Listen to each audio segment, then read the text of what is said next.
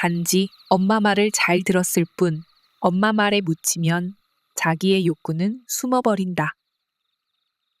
눈썰미와 손재주가 뛰어난 우리나라 사람들은 사진만 보고도 모조품을 참 잘 만든다.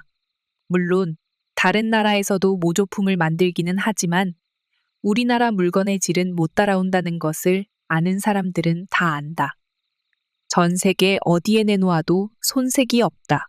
바느질, 요리, 미용, 도자기, 카지노 딜러 등 세계 최고의 손재주를 자랑하는 민족이다. 그런데 왜 그 고귀한 재능으로 모조품을 만들고 있을까? 각 패션 브랜드마다 시즌별로 신제품을 출시한다.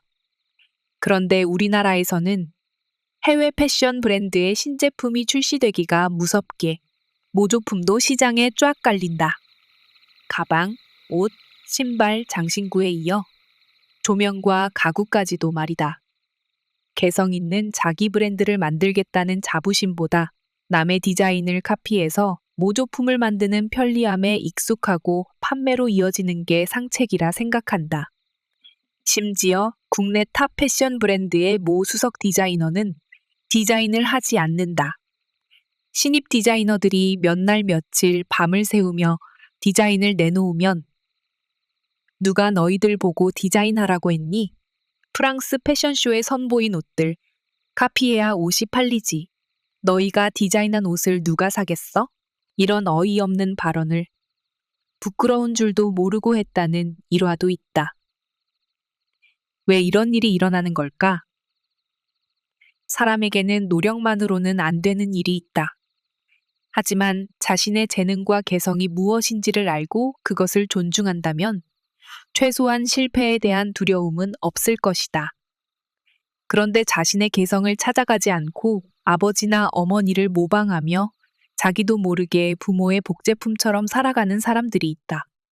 자녀가 부모를 모방하며 무의식적으로 부모의 욕구를 가져오는 것이다. 이런 자녀들을 마마걸, 마마보이, 파파걸, 파파보이라고 한다. 행동, 말투, 사고방식이 다 모방된다. 아이의 고유성을 모르는 부모는 내 생각은 어떻니? 라고 묻기보다 넌 내가 시키는 대로만 하면 다 잘 돼.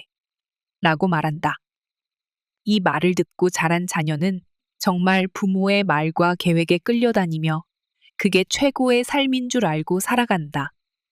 시키는 대로 공부를 하고 가라는 곳으로 시집, 장가를 간다. 그리고 살라는 동네에서 산다.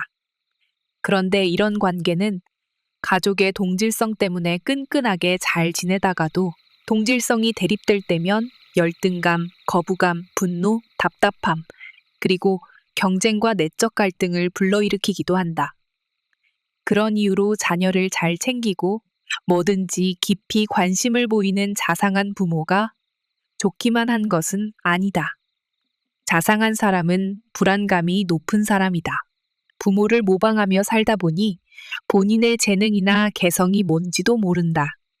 자기 스스로 만들어낸 자기 삶이 없으니 만성 불안에 시달린다. 이들은 애인, 배우자 혹은 자녀에게 집착하는 것은 물론 과잉 보호로 본인이 겪고 있는 불안감을 무의식 중에 아이들이 똑같이 경험하길 바란다. 자상함으로 둔갑한 행동이 아이에게 무슨 짓을 하고 있는 것인지 모르는 이 상황이 얼마나 무서운가? 자신의 불안 정도를 알고 싶다면 주변에 어떤 사람들과 갈등 구조가 만들어지고 있는지 둘러보자. 그러면 타인을 통해서 자신의 모습을 볼 수 있다. 호감이 가서 코드가 잘 맞는다고 생각하고 가까이 지냈는데 가까워질수록 불편한가? 때로는 밀쳐내고 싶은가?